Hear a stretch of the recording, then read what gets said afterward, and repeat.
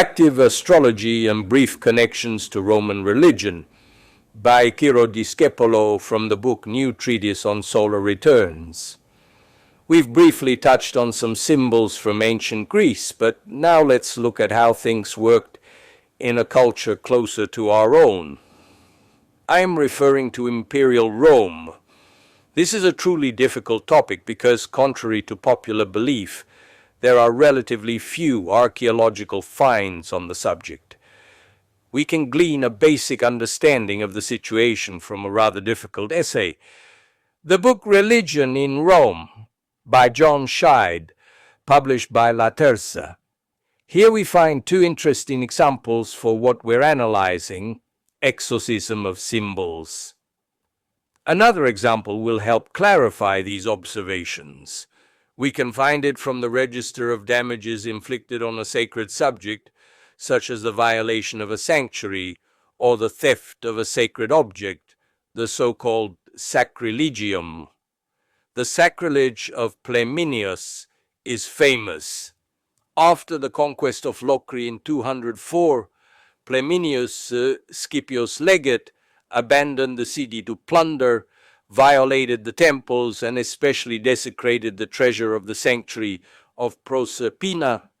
A delegation of citizens of Locri then went to complain about the crime before the Senate, and the senators, irritated with Plaminius and his superior Scipio, asked the pontiffs for information on the religious measures to be taken and sent a commission to the site to atone for the sacrilege and open an investigation into Plaminius and Scipio.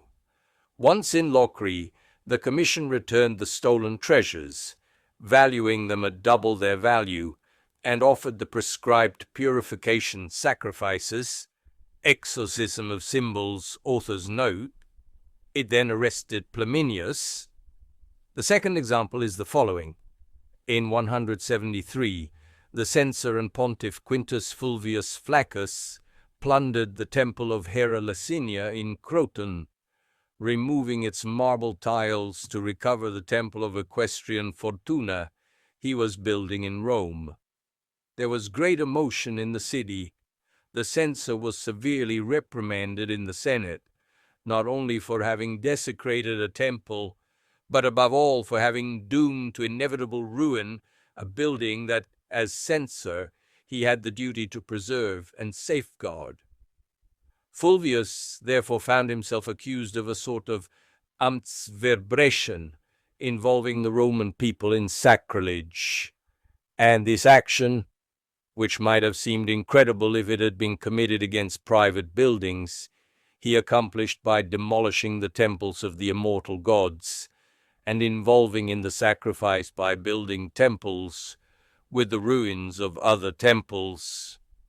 At the same time, the Senate ordered the stolen tiles to be returned to Chief Licinius and to offer piacula to Juno, exorcism of the symbols, author's note, all obviously in the name of the Roman people unwittingly involved.